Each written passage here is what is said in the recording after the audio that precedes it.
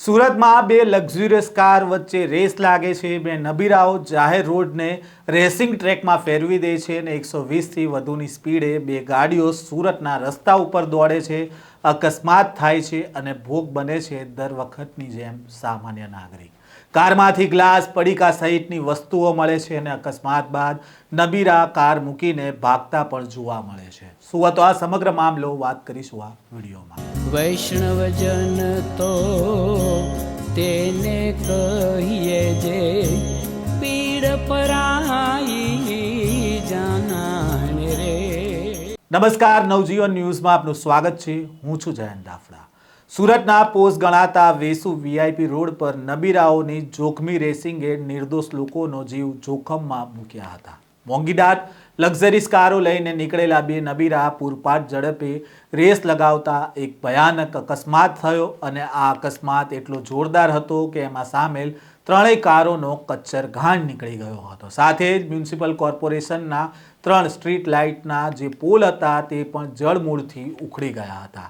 આ સમગ્ર મામલે વેસુ પોલીસે કાપડના વેપારીના નબીરાની ધરપકડ કરી છે, જ્યારે અન્ય એક કાર ચાલક ફરાર થઈ ગયો છે। નબીરાએ રેસ કરીને પછી અકસ્માત કર્યો તેના દ્રશ્ય પણ સામે આવ્યા, તેની ઉપર એક નજર કરીએ। સાથે આ મામલે શું કહી રહ્યા છે પોલીસ અધિકારી તેમને પણ સાંભળીએ।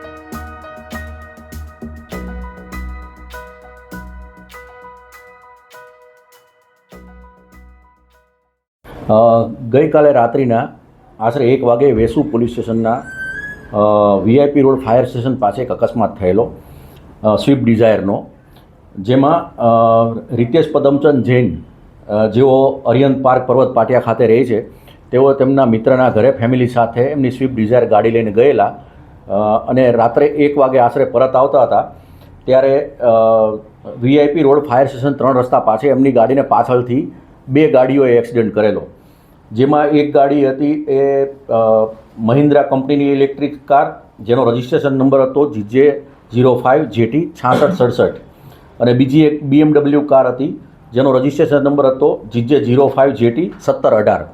આ બંને ગાડીઓ વડે એક્સિડન્ટ થયેલાનું જણાવતા હોય તેમની ફરિયાદ લેવામાં આવેલી છે અને એમાં જે આ રિતેશભાઈ છે એમના વાઇફ છે યશાબેન, એમને મૂઢમાર વાગેલો છે અને એમના બાળકને ઈજા થઈ નથી। ફરિયાદ દાખલ થઈ ગઈ છે અને ઇન્વેસ્ટિગેશન અમારું ચાલુ છે। દરમિયાન જે આ 6C ઇલેક્ટ્રિક ગાડી હતી એનો ચાલક હતો મંથન ભૂપતભાઈ પટેલનો નશાકારક હાલતમાં મળી આવતા એની રાત્રે 185 કરી અને વિધિવત ધરપકડ કરવામાં આવી છે અને જે BMW કાર ચલાવતો હતો એ ઝલક હીરાભાઈ આહિર, જે હજુ સુધી પોલીસમાં પકડમાં નથી આવ્યો, એની સાથે જે ગાડીમાં બેઠેલો હતો એ ઋષિ સંજીવ પટેલ, એ અત્યારે અમારી કસ્ટડીમાં છે।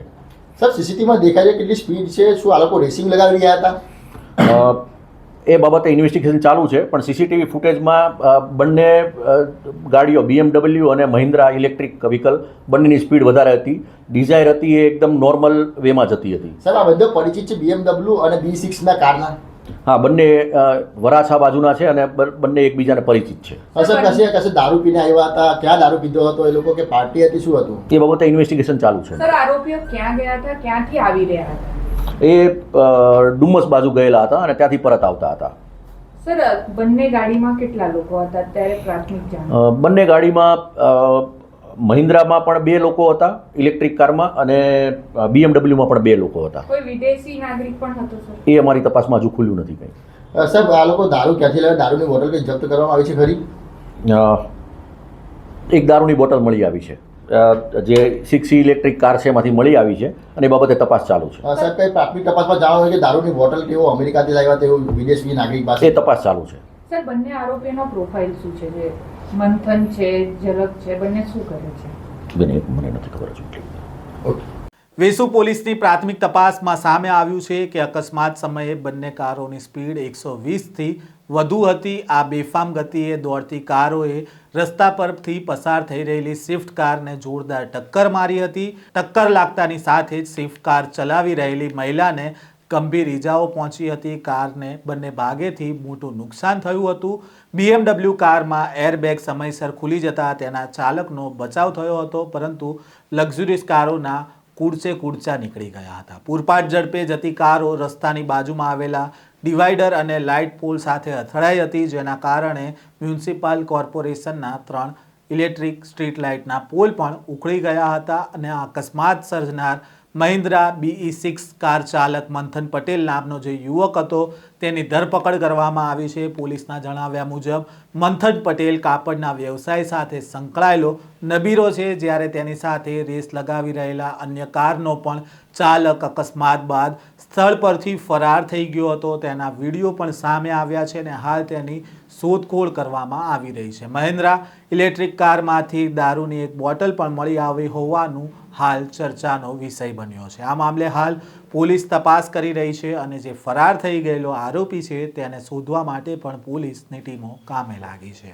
આ પ્રકારના સમાચાર અને અહેવાલ સાથે ફરી મળીશું. નવજીવન ન્યૂઝ સાથે જોડાયેલા રહેજો.